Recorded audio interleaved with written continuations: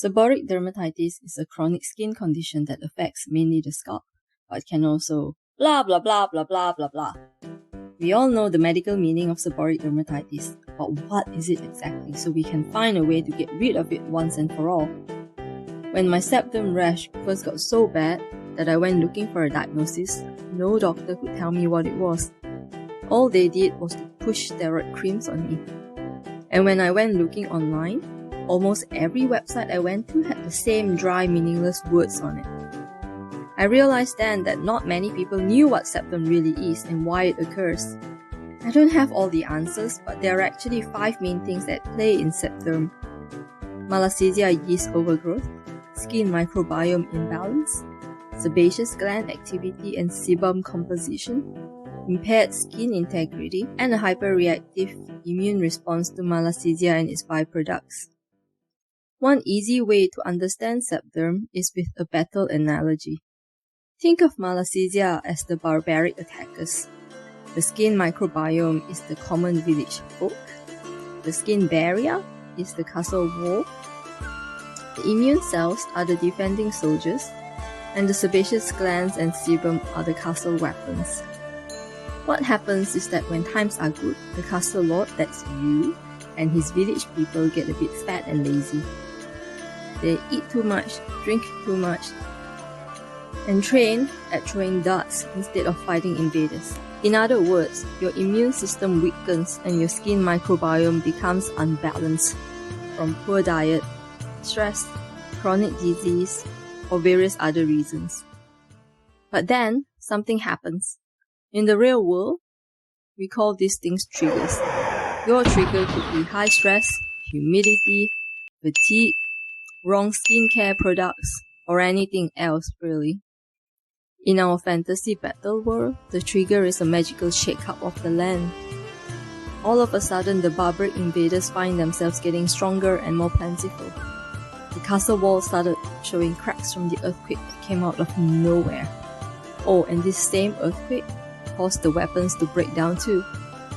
Instead of firing cannonballs, now they fire marshmallows. Not only were these marshmallows useless against the invaders, unfortunately our barbarian friends get their energy from marshmallows. Who would have thought? The first thing these barbarians think is, nice, we are so going to take over the village and the castle. They overcome the village people easily. Then they get to the castle wall.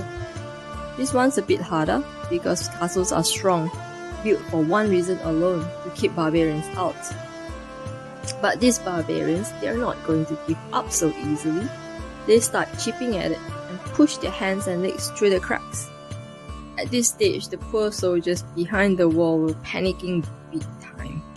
They didn't want to be barbarian mincemeat. They make holes in the wall and they start stabbing at the invaders.